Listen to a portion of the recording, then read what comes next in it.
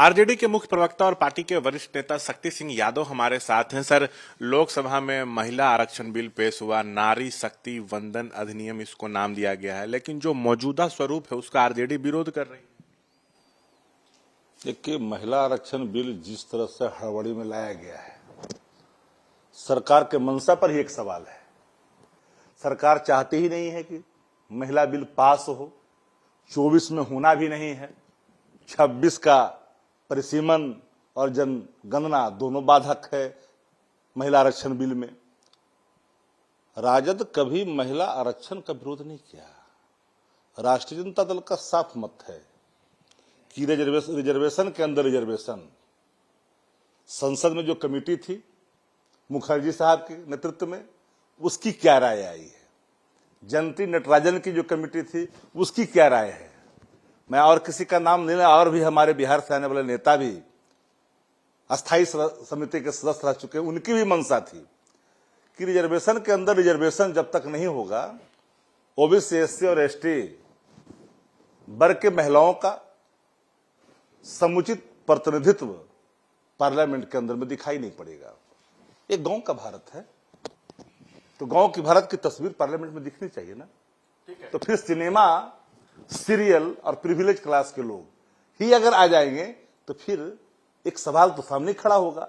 तो अगर कील काटा दुरुस्त करके अगर लाना होता भारत सरकार को, ये माननीय प्रधानमंत्री जी को करने की मंशा है जी, तो हरि कीर्तन और हेडलाइन मैनेजमेंट के लिए ये सिर्फ लाया गया है, स्वांग रचने के लिए 24 के चुनाव के मध्य। जब 24 में लागू ही नहीं होना है, 14 के मैनिफेस्टो में था ना भाजपा के।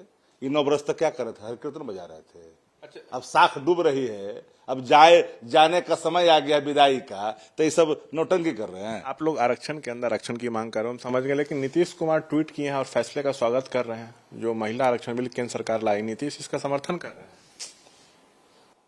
देखिए, बिहार के अंदर में 50% महिलाओं को आरक्षण मिला है पंचायती राज में। उसमें एससी, एसटी, ईबीसी, ओबीसी सबका ख्याल किया गया है।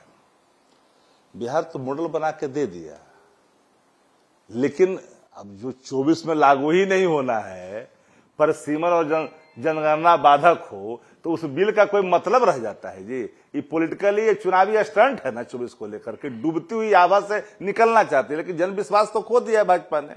एक जनता पब्लिक है, सब जानती है। ये मंशा समझ नहीं रहे कि हेडलाइन मैनेजमेंट, 2-4 दिन हर कीर्तन चलेगा, इस पर डिबेट चलेगा, उसके लिए है ना ये। अच्छा, टीएमसी सांसद हैं डोला सेन एक गंभीर आरोप लगा रहे हैं कि कल जब संसद की नई बिल्डिंग में वो लोग शिफ्ट हुए, तो उस समय उन लोगों को संविधान की जो कॉपी दी गई उसमें से सेकुलर और सोशलिस्ट शब्द गायब हुए। ऐसा आरोप लगा रहे हैं। ये बदलाव कब हुआ, ये संशोधन कैसे हो गया, किसकी मर्जी से हुआ? अगर कोई संशोधन होता है तो उस पर चर्चा होती है, सदन में बाकायदा पारित किया जाता है। देखिए, जब भी कोई संविधान संशोधन होता है तो पार्लियामेंट के अंदर में इस पर विस्तृत चर्चा होती है। पूरे पहलू को हम देखेंगे। संविधान की मूल आत्मा धर्मनिरपेक्ष है, सोशलिस्ट भी है, सेकुलरिज्म भी है, इसकी चर्चा आप कर रहे हैं।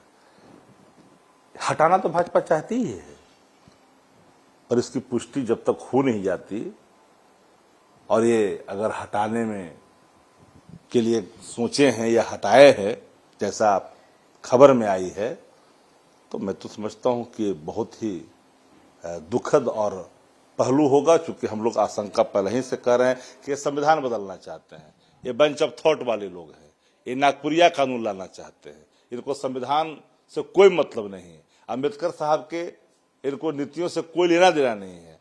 ये तो सीधे बंच ऑफ थॉट के मानने वाले गोवलकर के लोग हैं, तो उसी आधार पर ये आगे बढ़ना चाहते हैं। देश ऐसे नहीं चलता। लोकतंत्र में जो संविधान है, संविधान की जो मूलात्मा है, संवैधानिक जो रास्ता है, वही रास्ता देश का हो सकता है। तो ये थे तमाम मुद्दों पर हमसे बातचीत करते हुए शक्ति यादव। कैमरा पर्सन विशाल राय के साथ शशांक कुमार, एबीपी न्यूज, पटना।